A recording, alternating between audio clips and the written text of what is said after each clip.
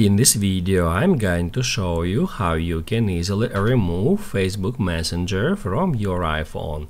Be sure to watch the video to the very end so you don't make any mistakes, and of course do not forget to like this video and subscribe to my channel.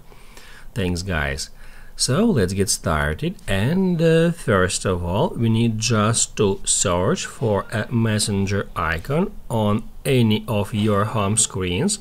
Just swipe left or right until you find that icon. However, if you are trying to find it but you can't, there is another way how we can easily find Messenger app. Just swipe down to bring up search and then search for Messenger.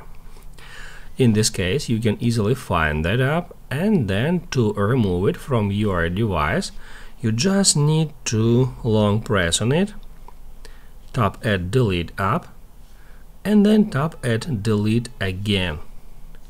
That's how you can easily remove Facebook Messenger app from your iPhone.